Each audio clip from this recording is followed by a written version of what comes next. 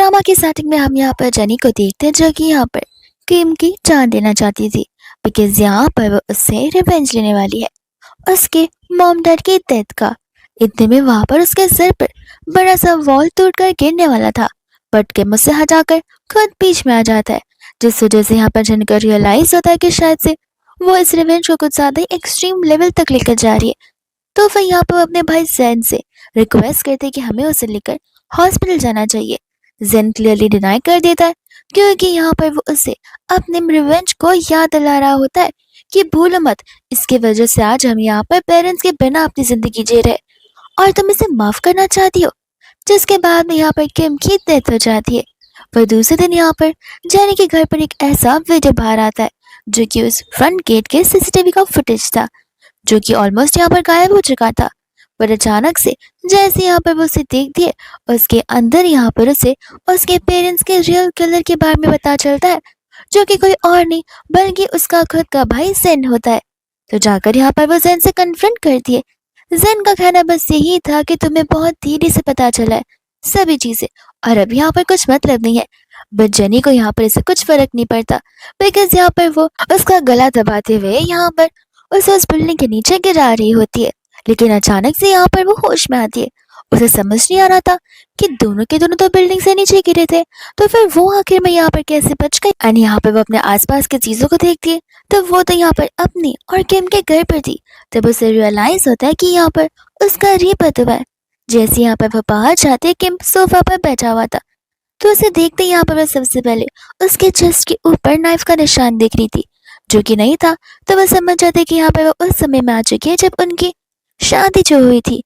इतने में यहाँ पर किम उसे सारी चीजें करने से मना कर रहा था और यहाँ पर वो उसे एक एग्रीमेंट दिया जा रहा था जो कि डाइवोर्स एग्रीमेंट्स होते। जेनी को यहाँ पर अच्छे से पता है कि उन दोनों की शादी यहाँ पर सिर्फ और सिर्फ इस वजह से हुई है ताकि यहाँ पर जेन को कंपनी में प्रॉफिट हो सके। प्रीवियस लाइफ में यहाँ पर जेनी को उसके कमरे से इतनी सारी चीजें मिली थी जिनके अंदर साफ साफ जेनी को समझ आ गया था कि यहाँ पर किम एक साइकोपैथ है। जिसके बाद ही यहाँ पर जेनी ने ठान लिया था उसे दूर जाने का। पर उसे बाद में रियलाइज हुआ था वो भी बहुत लेट कि वो जैसा किम को समझिए वो ऐसा बिल्कुल नहीं है बल्कि वो सारे के सारे एविडेंसेस खुद यहाँ पर जेन ने रखवाए थे ताकि यहाँ पर वो जेनी के मन के अंदर डाउट को यहाँ पर पैदा कर ले। वही दूसरे में यहाँ पर प्रेजेंट में आते हैं जहाँ पर वो डिवोर्स लेने से मना कर देती है। किम यहाँ पर मन ही मन कह जा रहा था कि मैंने प्रीवियस लाइफ में प्रॉमिस किया था कि मैं तुम्हें यहाँ पर तुम्हारी फ्रीडम दूंगा और हमें यहाँ पर पता चलता है कि बस जेनी का ही नहीं बल्कि किम का भी यहाँ पर रीबर्थ हुआ है जहाँ पर वो जेनी को सेट फ्री करना चाहता है।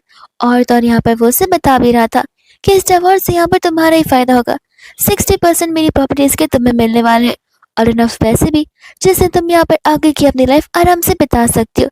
बट यहाँ पर शाओ तुरंत ही मना कर देती है। किम कहता है कि हम एक साथ एक ही घर के नीचे नहीं रह सकते तो वह कहती कोई बात नहीं, अलग अलग बेडरूम में रह लेंगे लेकिन मैं यहाँ पर डिवोर्स नहीं दूंगी और पेट दर्द का बहाना देकर वहां से वो चली जाती है। किम यहाँ पर स्टाफ को सारे के सारी चीजें बता रहा होता है कौन सी चीजें यहाँ पर शाओ को पसंद है और कौन सी नहीं पसंद है। इतनी में स्टाफ बताई थी कि मैडम का तो पेट दर्द कर रहा है, क्या मैं डॉक्टर को बुला दूं। बट किम मना कर देता है बिकॉज किम को पता था कि यहाँ पर जेनी नाटक कर रही है। पर दूसरी यहाँ पर जेनी ऊपर से सब कुछ देख रही थी तो जहाँ उसे रियलाइज होता है कि वो किम को कितने टाइम से गलत समझती आ रही थी। किम ने तब से लेकर अब तक उसकी हर छोटी से छोटी चीजों का भी ध्यान रखा है बिना यहाँ पर सेल्फिश बने। लेकिन वही थी जिसने यहाँ पर किम पर शक किया और यहाँ पर बिना उस पर ट्रस्ट किए उसने रिवेंज लेने के चक्कर में उसकी जान लेना चाहा। तब यहाँ पर जेनी का मोटिव बस एक ही होता है कि किम को वो सब कुछ देना जो कि वो डिजर्व करता है एंड यहाँ पर अपने मॉम डैड को सेव करना इसके पहले कि यहाँ पर जेन उसे मैनिपुलेट कर सारी की सारी स्टोरी ही बदल दे। जिसके बाद यहाँ पर जेनी नेक्स्ट से चली जाती है अपने पेरेंट्स से मिलने के लिए और वो उन्हें देखते यहाँ पर बहुत इमोशनल हो जाती है। आंटी को यहाँ पर जेनी की फिक्र होने लगती है।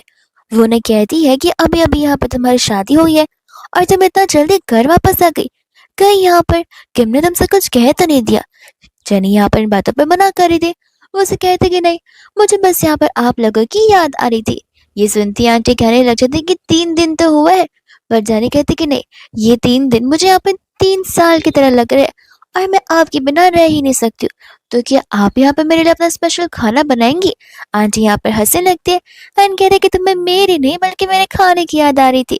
इतना बोलकर वो कुकिंग करने के लिए चली जाती है। वही दूसरे यहाँ पर जेनी के डैड भी उसे सेम क्वेश्चन कर रहे थे, पर जेनी बताती है कि घर पर यहाँ पर सब कुछ ठीक है। इनफैक्ट यहाँ पर वो कंपनी के बारे में पूछ रही थी, जहाँ पर कंपनी के कुछ डेटा लीक हो चुके थे। अंकल को हैरानी होती है, वो उसे पूछते कि आखिर तुम्हें अचानक से इन सभी चीजों के बारे में कैसे पता चला। जेनी बोलती कि ये सब छोड़िए, क्या आपको यहाँ पर किसी के ऊपर शक है? पर अंकल को यहाँ पर किसी के ऊपर डाउट था ही नहीं। उन्हें लग रहा था कि सारा का सारा काम यहाँ पर किसी आउटसाइडर को होगा। बट जेनी यहाँ पर बताती कि नहीं, ये काम किसी आउटसाइडर का नहीं बल्कि जेन का ही है। यहाँ पर वो हमारा ब्रेन वॉश करना चाहता है, हमें मैनिपुलेट कर कर हमारी सारी चीजों को अपनाना चाहता है। अंकल को बिलीव हो नहीं रहा था।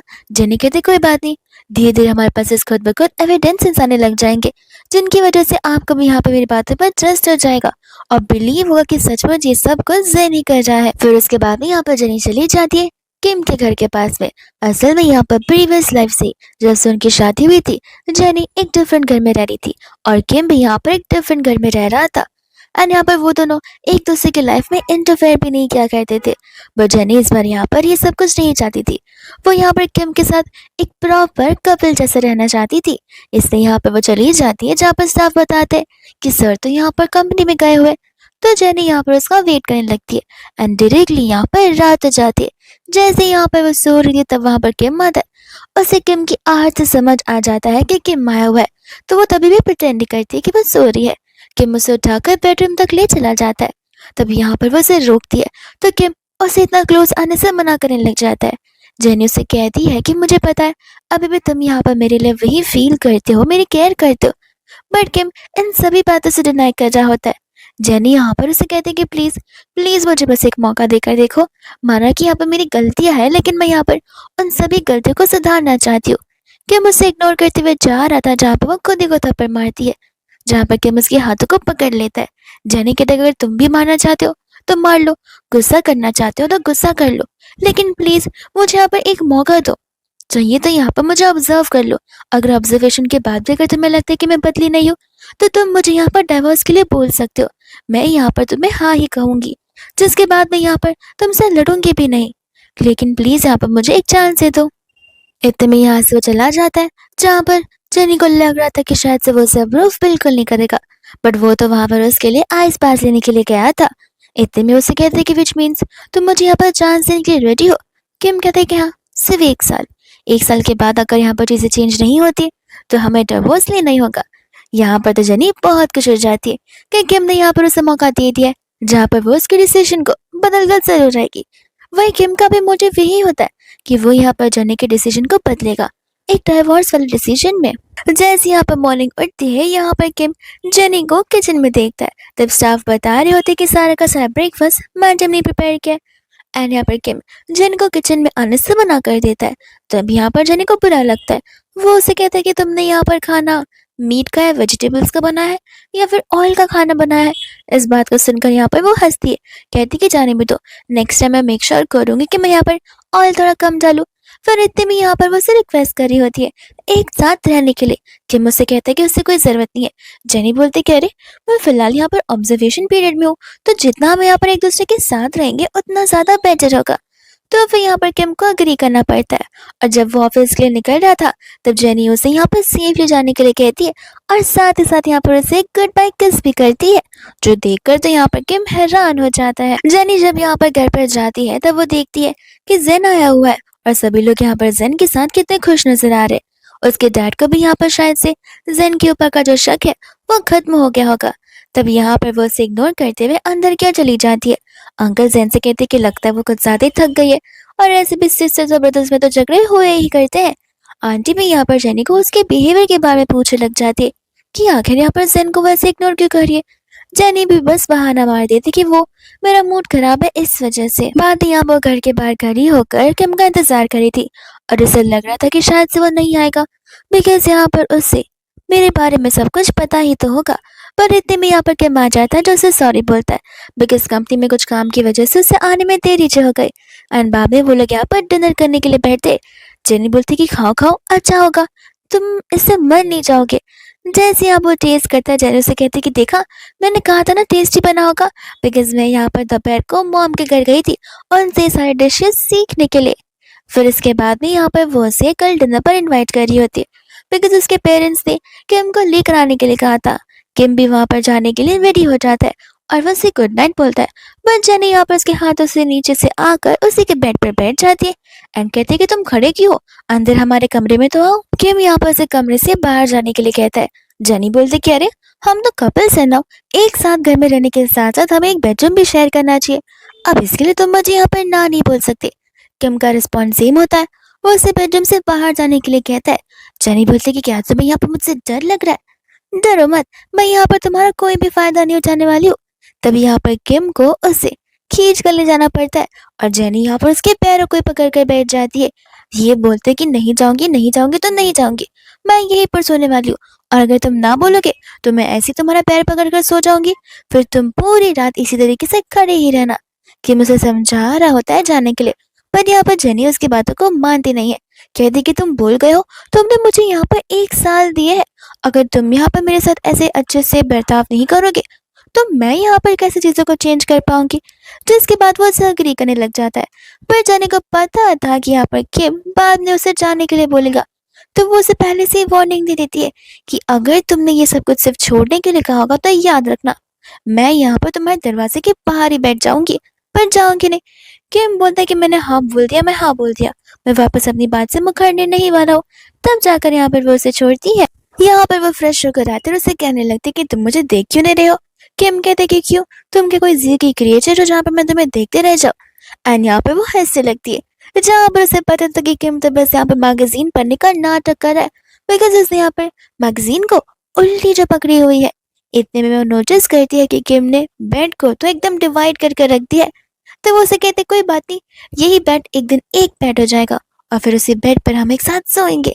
जिसके बाद यहाँ पर वो सोने के लिए चली जाती है और किम यहाँ पर जेनी को देखकर बस यही सोच रहा था कि आखिर यहाँ पर जेनी क्या कर रही है, क्या वो वापस यहाँ पर उसके साथ ट्रिक्स प्ले कर रही है ताकि वो उसे मैनिपुलेट कर कर वापस से वही चीजें रिपीट कर रही जो कि यहाँ पर उसने पास्ट लाइफ में की हुई है। एंड यहाँ पर जैसी वो सोती है वैसे वो उस बेडरूम से चला जाता है। जैसे यहाँ पर मॉर्निंग होती है वैसे यहाँ पर किम उसके बगल में होता नहीं है और जेनी को शक था कि कहीं मिडनाइट में वो कहीं चला ना गया हो। इतने में यहाँ पर स्टाफ बता दे कि सर तो लिविंग रूम में, तो वो भी सोफा पर जाकर उसके बगल में बैठ जाती है और कुछ बोलती नहीं है। किम को भी रियलाइज होता है कि शायद से जेनी को कुछ बोलना है पर वो बोल नहीं रही है। पर जैसे यहाँ पर जेनी करेज कर कर उसे बोलने जा रही थी, इतने में यहाँ पर किम को शीन का कॉल आ रहा था। उस नाम को देखते यहाँ पर जेनी को गुस्सा आने लग जाता है, बिकॉज उसे अच्छे से याद है यहाँ पर शीन उसकी बचपन की फ्रेंड है। वो लोग यहाँ पर बचपन से नेबर हुआ करते थे और यहाँ पर प्रीवियस लाइफ में वो उसकी सेक्रेटरी भी थी, जहाँ पर वो उसके बिजनेस में हर टाइम उसी के साथ रहा करती थी। हालांकि यहाँ पर जेनी को समझना था कि आखिर शीन का किम को लेकर क्या मोटिव है। किम यहाँ पर कॉल पिक ही नहीं कर रहा होता है। जेनी बोलती कि अगर तुम्हें पिक नहीं करना तब तुम मुझे फोन दे सकते हो, तुम्हारे बदले मैं उससे बात कर लूंगी। एंड यहाँ पर वो उसे फोन दे भी देता है। यहाँ पर जेनी बोलती कि कौन बात कर रहा है। शीन बोलते कि मैं शीन बोल रही हूँ और मुझे यहाँ पर किम से बात करनी है। जेनी बोलते कि माफ करना, वो क्या है ना, वो मेरे साथ कदल करके फिलहाल सो रहे, वो रात को हम कुछ ज्यादा थक गए थे और तुम तो समझ सकते कि हस्बैंड एंड वाइफ की रात कैसी होती है, तो फिर वो तुम उन्हें बाद में कॉल कर लेना। इतना बोलकर यहाँ पे वो कॉल को कट कर देती है एंड कहती कि तुमने आज प्रॉमिस किया था कि तुम मेरे साथ यहाँ पर घर चलोगे लंच के लिए। तो फिर वो उसे कहता है कि याद है। जब जेनी खड़े होकर जाने लगती है तो वो उससे बैठकर देख रहा था। जेनी बोलती कि लंच कहा था, डिनर नहीं, अभी चलना पड़ेगा। जिसके बाद वो भी उसके साथ जाने लग जाता है। यहाँ वो लोग घर पर बहुत से, जहाँ पर कार में जेनी उसे कह रही थी कि पता है मुझे कि तुम यहाँ पर मुझसे कितना कोल्ड बिहेव करते हो, लेकिन प्लीज अंदर जाने के बाद थोड़ी सी एक्टिंग कर लेना और मेरे साथ यहाँ पर अच्छे से बिहेव कर देना। जैसे वो लोग घर में जाते हैं यहाँ पर हम जेन का एक रियल इविल फेस देखते हैं, जहाँ पर वो सभी के सामने बस अच्छा बनने का नाटक कर रहा होता है। इतने में यहाँ पर अंकल उन दोनों को बहुत सारी बातों के बारे में क्वेश्चंस करने लग जाते। जेन कहने लग जाते कि मैं भी जानना चाहता हूँ कि आखिर मेरे सिस्टर की ये मैरिज लाइफ कैसी चल रही है। एंड यहाँ पर वो उसे ऐसे ताने मार के कह रहा था।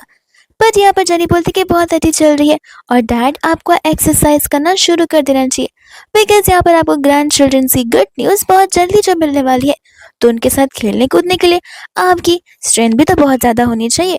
इतने में यहाँ पर आंटी चली जाती है कुकिंग करने के लिए, तो जेनी भी यहाँ पर किम से कहती कि तुम बैठ कर डैड के साथ बैठ करो, मैं यहाँ पर मम्मा की हेल्प कर कर आती हूँ। किम बोलता है कि ज्यादा काम मत करना, तुम्हें आदत नहीं है। एंड यहाँ पर वो उसे थैंक यू बोल के चली जाती है। आज यहाँ पर वापस से जेनी को पूछ रही थी कि क्या तुम्हारा और तुम्हारे भाई जैन का कोई झगड़ा हुआ है, बिकॉज आज फिर से तुमने यहाँ पर उसे इग्नोर किया है और तुम्हारे बीच कोई चीजें सही नहीं नजर आ रही है। जेनी बोलते कि ऐसी कोई बात नहीं है, ऐसे भी बस आपको तो पता है मेरी शादी हो चुकी है, तो फिर मैं यहाँ पर दूसरे लोगों को अपनी लाइफ में क्यों ही रखूं। आंटी उससे कहती कि वो तुम्हारा भाई है, कोई बाहर का दोस्त नहीं जो तुम ऐसे बात कर रही हो। जेनी बोलती कि पता है माँ, मैं तो बस यहाँ पर बाउंड्री सेट कर रही हूँ। और मन ही मन उसे पता होता है कि यहाँ पर पूरे के पूरे एंटायर फैमिली में जानी ज्यादा से ज्यादा ट्रस्ट सिर्फ और सिर्फ अपने भाई जेन को करती थी। और भाई जेन को भी पता थी, इसलिए यहाँ पर उसके मॉम डैड की जान लेने के बाद जेन ने सबसे पहले मैनिपुलेट जेनी को ही किया था। और जेनी भी उसकी मीठी मीठी बातें में आ गई थी, तो फिर वो सेम चीज वापस से दोहराना नहीं चाहती थी। इतने में यहाँ पर जेन आ जाता है, जो जेनी से कहते हैं कि स्टडी रूम में मैंने तुम्हारे लिए कुछ रखा है। एंड यहाँ पर जेनी को जाना नहीं होता, बट मॉम की वजह से उसे जाना पड़ता है। स्टडी रूम में यहाँ पर जेन जेनी को कहने लग जाता है कि आखिर तुम्हें हो क्या गया है? तुम उस पर्सन के साथ इतने अच्छे से क्यों बिहेव कर रही हो? जेनी बोलती है कि तुम क्या बोल रहे हो, मुझे समझ नहीं आ रहा। और उस पर्सन से तुम्हारा क्या मतलब है? उसका नाम किम है और वो मेरा हस्बैंड है। मैं अपने हस्बैंड के साथ ऑफकोर्स अच्छे से नहीं रहूंगी, तो और किसके साथ रहूंगी? जेन कहता है कि तुम भूल रही हो, उस पर्सन की वजह से हमारे डैड की कंपनी ऑलमोस्ट बैंकरप्ट होने वाली थी। तुम्हें याद है ना, जिसकी वजह से हमारी सारी फैमिली तबाह हो सकती है। जेनी बोलती कि नहीं तो आखिर तुम्हें ऐसी मिस इन्फॉर्मेशन कौन दे रहा है? बिकॉज इस बात का कोई एविडेंस है ही नहीं कि ये सब कुछ यहाँ पर किम कर रहा है।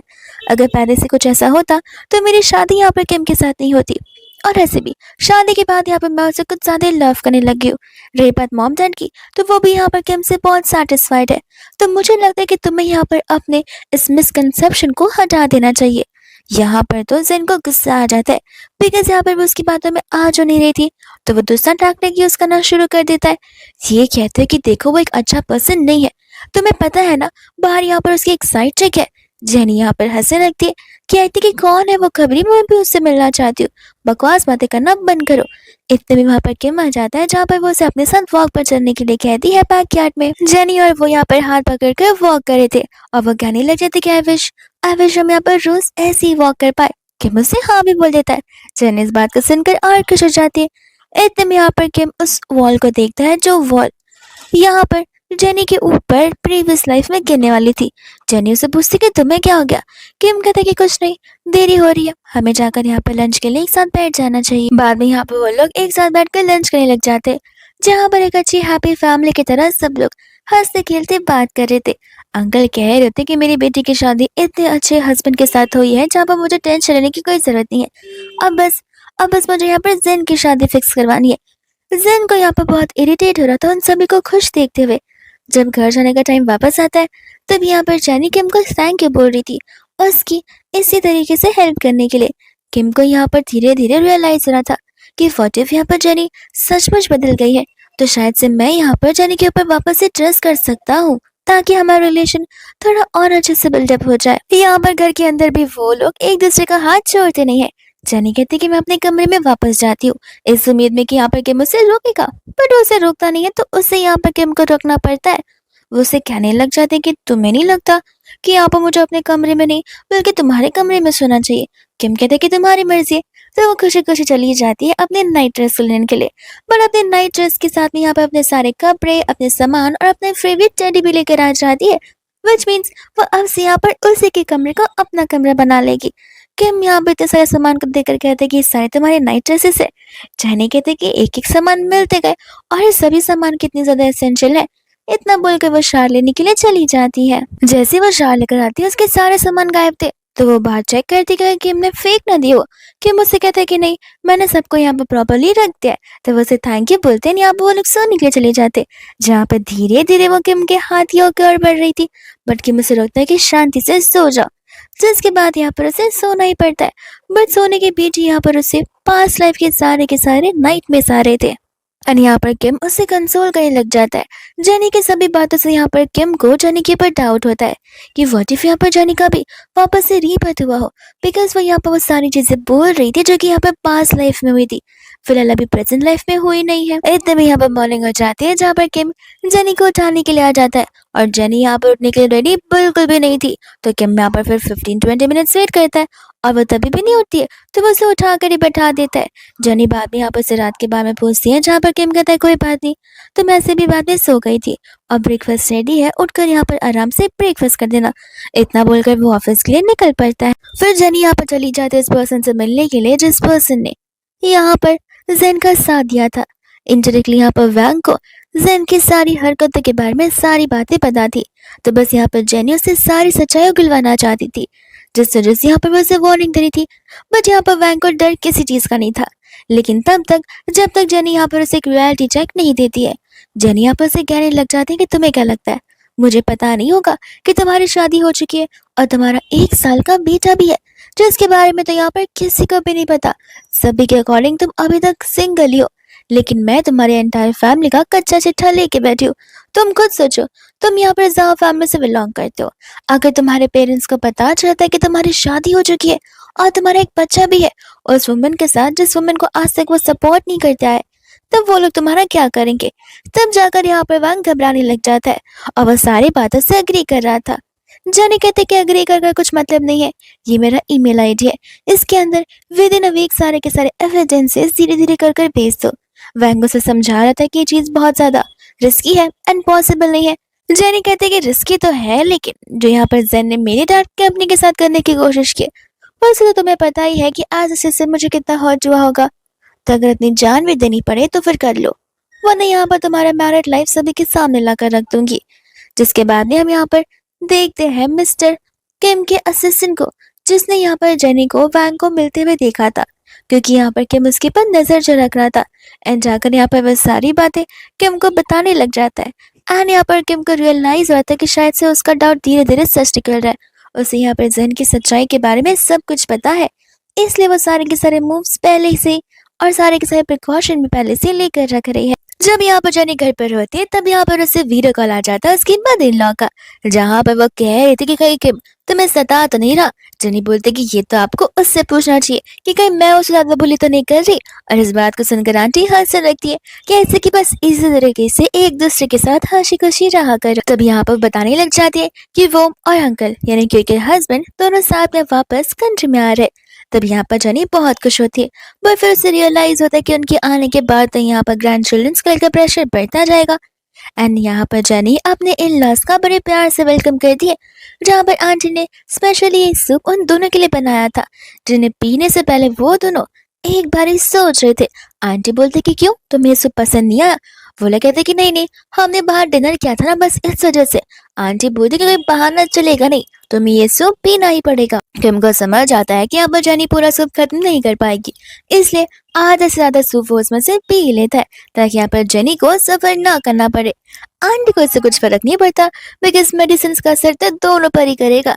जिसके बाद में जब वो दोनों एक साथ बेडरूम में होते तब उन्हें कुछ ज्यादा ही गर्मी लग रही थी। एसी का टेम्परेचर यहाँ पर एकदम कोल्ड जोन में रखने के बाद भी वो दोनों के दोनों को कंटिन्यूअसली गर्मी लगे जा रही थी। तब यहाँ पर जेनी को डाउट होने लग जाता है उस सूप पर। जेनी बाद में यहाँ पर किम को देखती है जहाँ पर उसे भी सेम फील हो रहा था, तो वो उसे चेक करने जाती, बट यहाँ पर किम उसे टच करने से मना कर देता है, ये कहते मुझे ठीक नहीं लग रहा, मुझे यहाँ से जाना चाहिए। तब जेनी उसे बता दे कि उसे भी यहाँ पर सेम वैसे ही फील हो रहा है, तो फिर वो उसे यहाँ पर शाल लेने के लिए कह देता है, जिसके बाद यहाँ पे वो उसे बात तब तक लेकर आता है। जेनी उसे वहां से जाने के लिए मना करती है, बट किम उसे कहता है कि तुम्हें भी पता है कि आखिर उस सूप में क्या था, तो मैं नहीं चाहता कि हम यहाँ पर विदाउट सेंसेस कोई ऐसा काम करें जिसके बाद यहाँ पर तुम्हें बहुत रिग्रेट हो। फिर वो बाहर जाकर बैठा रह जाता है एंड बाद में जेनी को लेकर आता है, उसे आराम से लिटाकर सुलाने लग जाता है। जैसे यहाँ पर मॉर्निंग होती है वैसे यहाँ पर जेनी को बाथटब के बाद का कोई भी सीन याद नहीं था। तब उसे लग रहा था कि कहीं मैं बाथटब के अंदर तो नहीं सो गई थी, और फिर मॉम ने मुझे बाथटब से बेडरूम तक लाया होगा। इतने में यहाँ पर मॉर्निंग में उठती है जहाँ पर वो किम से मिलने जाती, और तभी वो फिसल कर गिरने वाली थी, पर किम यहाँ पर इतने में उसे संभाल लेता है, जहाँ पर किम को रात की बात याद आ रही थी। इतने में वो लोग ब्रेकफास्ट करने के लिए बैठते हैं, तब यहाँ पर वो सोच रही थी कि आखिर यहाँ पर वो मॉम को क्या एक्सप्लेनेशन देगी कि वो बाथटब में कैसे सो गई थी, और इसी बात को लेकर वो वरिड थी। वह दूसरी यहाँ पर किम उसे अपने हाथों से सूप पिला रहा होता है, बिकॉज उसे पता है कि कल के हैंगओवर के बाद उसका सर कितना पेन कर रहा होगा। जेनी यहाँ पर चली जाती है लॉयर के पास में एविडेंस को लेकर, और वो एविडेंस है जो कि यहाँ पर वैंग ने उसे दी हुई थी, और साथ ही साथ उसे वार्निंग भी दी थी कि इस पेन ड्राइव को इंसर्ट करती है तो मैं यहाँ पर पासवर्ड पता होना चाहिए। अगर तुम गलती से भी पासवर्ड गलत डालती हो तो पेन ड्राइव लाइफ टाइम के लिए लॉक हो जाएगा और डेटा ऑटोमेटिकली अंदर का डिस्ट्रॉय हो सकता है। तब जेनी को समझ आता है कि आखिर इस जेन ने सभी चीजों को कितना ज्यादा संभाल कर रखा, क्योंकि यहाँ पर कोई भी एक बार गलत पासवर्ड डालता है वो हमेशा हमेशा के लिए उसके अंदर के सारे डेटा डिस्ट्रॉय हो जाएंगे, जिसके बाद यहाँ पर किसी के भी पास कोई सबूत नहीं बचेगा। एंड जेनी यहाँ पर लॉर्ड से ये पूछना है कि इस एविडेंस की मदद से क्या यहाँ पर जेन को डेथ सेंटेंस की पेनल्टी लग सकती है। तब लॉयर ना बोल रहा था, कहते कि इस चीज के लिए उसे सजा मिल सकती है, जेल में डाला जा सकता है, कंपेंसेशन मांगा जा सकता है, लेकिन इतनी चीज के लिए कोई भी यहाँ पर डेथ पेनल्टी नहीं देता है। तब यहाँ पर जेनी सारे कॉन्सिक्वेंसेस को मुझे लग जाती है। तब लॉयर यहाँ पर उसे सारी चीजें एक्सप्लेन कर रहा होता है, जिसके बाद में हम यहाँ पर देखते हैं असिस्टेंट को, और जाकर यहाँ पर कैम को सारी बातें बता रहा था कि मैडम यहाँ पर एक लॉयर से मिलने के लिए गई है। देखिए मैं उसे कह रहा था कि बस ध्यान रहे, यहाँ पर तुम्हारी मैडम को कुछ होना नहीं चाहिए, प्रोटेक्शन हमेशा ऑन ही रखना। इतने में यहाँ पर जेनी को उसके सिस्टर का कॉल आ जाता है, जो कि फाइनली अब्रॉड से वापस आ चुकी थी, एंड यहाँ पर वो उसे घर पर एक साथ लंच के लिए बुला रही थी।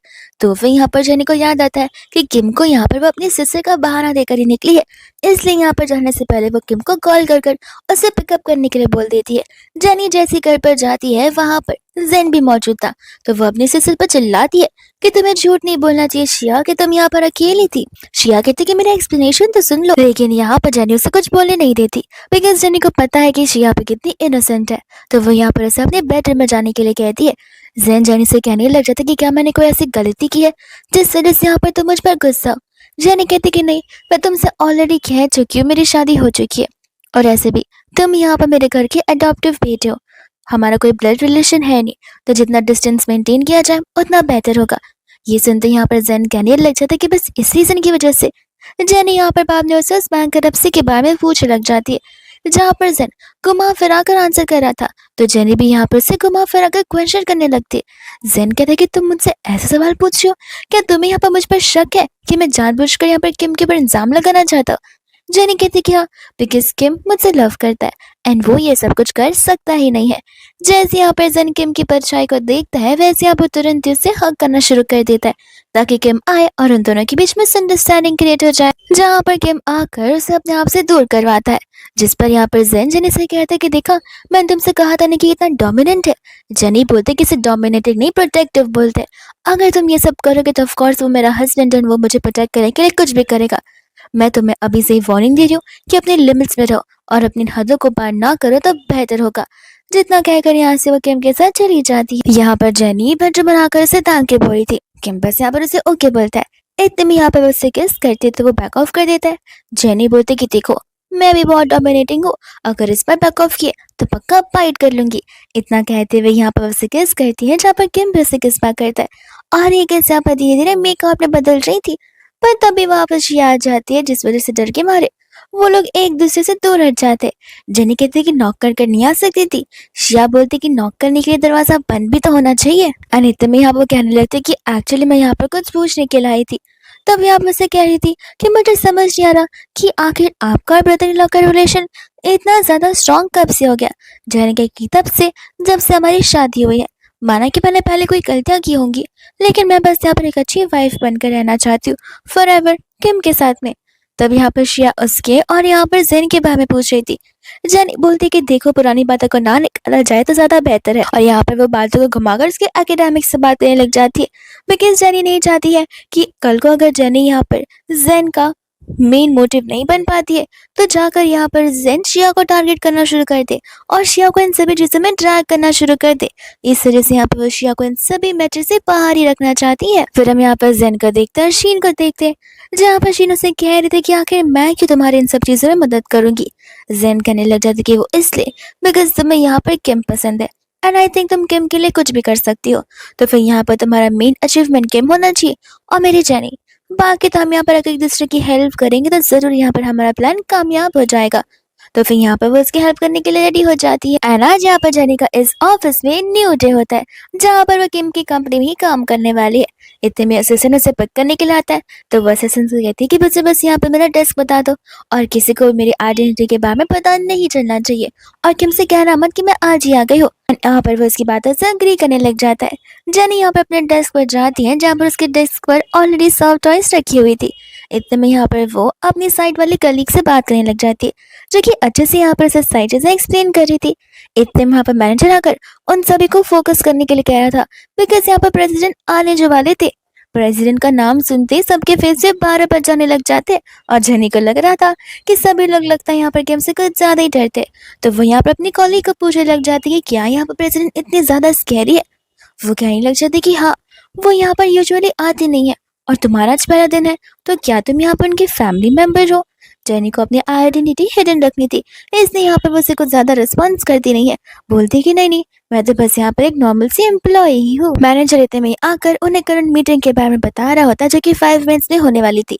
एंड यहाँ पर वो जेनी को एक मेन टास्क देता है, जो कि आकर यहाँ पर पानी देने वाला था, बिकॉज एज ए न्यू कमर वो इस मीटिंग में नहीं आ सकती है। तब सभी के सभी एम्प्लॉयज ने यहाँ पर किम कंफर्म करते कि क्या तुम पक्का श्योर हो, या सभी के सभी एम्प्लॉयज है। तब वो उसे बताता कि नहीं, एक न्यू कमर है जो कि आपके लिए पानी लेकर आती होगी। जिसके बाद यहाँ पर जानी पानी रखकर जाने वाली थी, बट किम उससे होकर उस मीटिंग में बैठने के लिए कहता है। एंड वो रियलाइज करते कि जेनी को कितना बोर हो रहा है, तो वो मीटिंग को शुरू होने से पहले डिसमिस कर देता है। जेनी कहते कि इतनी जल्दी मीटिंग खत्म हो गई। ऐसे सुनाकर बताता है कि बॉस आपको ऑफिस में देखना चाहते। तब जेनी कहती कि क्यों, पहले दिन लगता है यहाँ पर कि मुझे फायर करना चाहता है। तो वो कहता है कि वो तो आपको यहाँ पर अंदर जाकर ही पता चलेगा। जेनी यहाँ पर जैसे उसे कैबिन में जाती है, यहाँ पर वो उसे अपने पास बुलाता है और उसे लैब पर बैठा देता है। जेनी बोलती कि ऑफिस है, तो वो कहने लग जाता है कि अरे घर पर तो तुम कितना ब्रेव रहती हो, और अब यहाँ पर तुम्हें डर लग रहा है। वो कहती कि वो इसलिए बिकॉज वो हमारा घर है, जहाँ सिर्फ हम दोनों रहते हैं, और ये ऑफिस है जहाँ पर कोई भी आ जा सकता है। कि मुझसे कहते हैं कि तुम क्यों फिक्र कर रही हो, मेरी परमिशन के बगैर यहाँ पर अंदर कोई भी नहीं आ सकता है। इतना बोलते ही यहाँ पर वो उसे किस करने लगता है, और इतने में वहाँ पर उससे सुना जाता है, जहाँ पर जाने को बहुत एम्बैरेसिंग फील हो रहा होता है। वो लोग लिफ्ट में जा रहे थे, तभी भी यहाँ पर वो अपना फेस छुपा ही जा रही थी। इतने में जैसे वो अपने डेस्क पर बैठती है, उसी कलीग उसे कह रही थी कि आखिर तुम्हारे लिप्स को क्या हो गया। तब जेनी नोटिस करती कि उसका लिपस्टिक तो पूरा का पूरा स्मच हो चुका है। तो वो बहाने मारने लगती है कि वो क्या है ना, मैं स्नैक्स खा रही थी, इस वजह से लिपस्टिक ऐसी हो गई।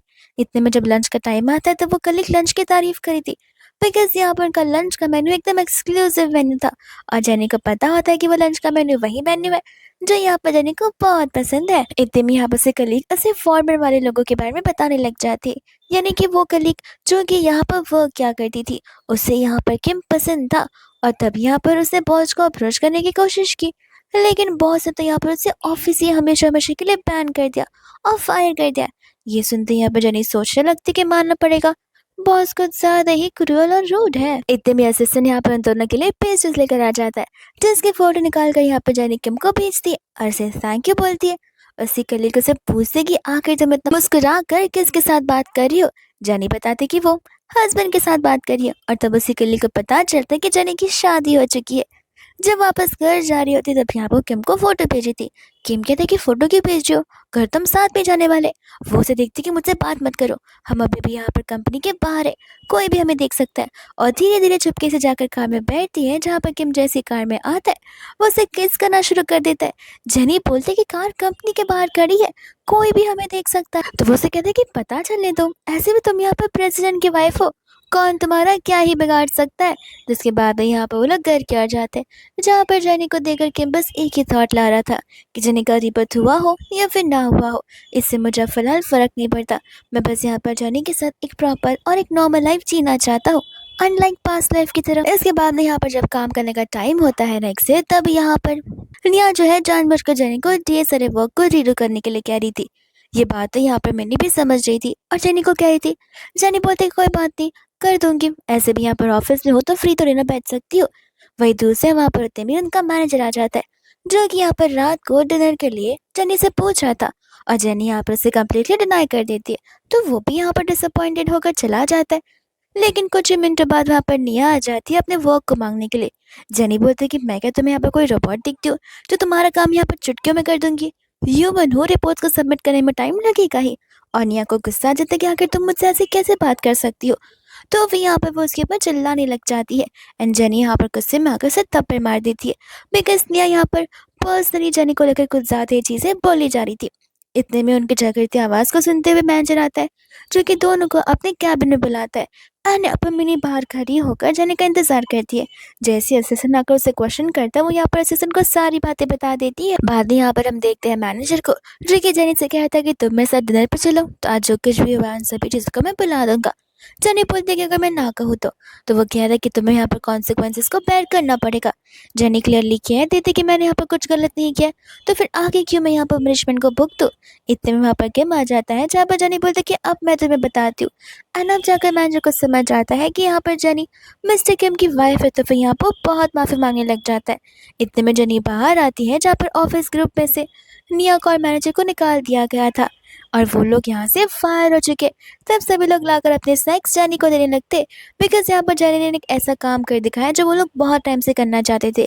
बिकॉज निया और मैनेजर दोनों मिलकर यहाँ पर हर किसी एम्प्लॉय को इसी तरीके से बुली जो क्या करते थे। जेनी और किम यहाँ पर ऑफिस में होते हैं जहाँ पर उनके बीच ऑफिस रोमांस चल रहा था और जब वो वापस आती है मेन्यू से कहती कि तुमने वापस से स्पाइसी चीजें खाई है। और यहाँ पर जेनी को याद आता है कि उसे अपने लिपस्टिक को ठीक कर कराना था और वैसे वहाँ पर वही सेम बहाना देने लग जाती है। एकदम यहाँ पर जेनी होती है क्लब में जहाँ पर शीन आ जाती है उसे प्रवोक करने के लिए। ये कहते हैं कि किम तो यहाँ पर अब्रॉड जा चुका है तो तुम्हें नहीं लगता कि यहाँ पर शायद से तुम्हारे पर वो चीट कर रहा होगा। जेनी कहते हैं कि इसी वजह से तो यहाँ पर उसने कभी तुम्हें हाँ नहीं बोला बिकॉज तुम्हारी यहाँ पर थिंकिंग की वैसी है। शीन उसे प्रवोक करने की बहुत कोशिश करती है बट ऐसा होता नहीं है जहाँ पर जेनी उसी का मजाक बनाकर उसे वापस भेज देती है। इतने में कुछ गुंडे थे जो कि यहाँ पर उन्हें टारगेट करने आ रहे थे बट तभी वहां पर जैन आता है। बट जेनी तो यहाँ पर विदाउट जैन की हेल्प ही अपने आप की हेल्प कर लेती है एंड यहाँ पर से जैन को इस मामले में से बाहर निकलने को बोलकर वहां से चली जाती है। जैन आती यहाँ पर से कहने लग जाते कि देखो जो कुछ भी हुआ उसे हम भूल जाते, मैं भी यहाँ पर अपने लिमिट्स पे रहूंगा और हम यहाँ पर एक भाई बहन के जैसे रहेंगे। बट यहाँ पर वो उसके ऊपर गुस्सा करना शुरू कर देती है। ये कहते कि मुझे यहाँ पर तुम्हारे साथ कोई रिश्ता नहीं रखना है क्योंकि यहाँ पर तुम उसके वर्थ हो ही नहीं।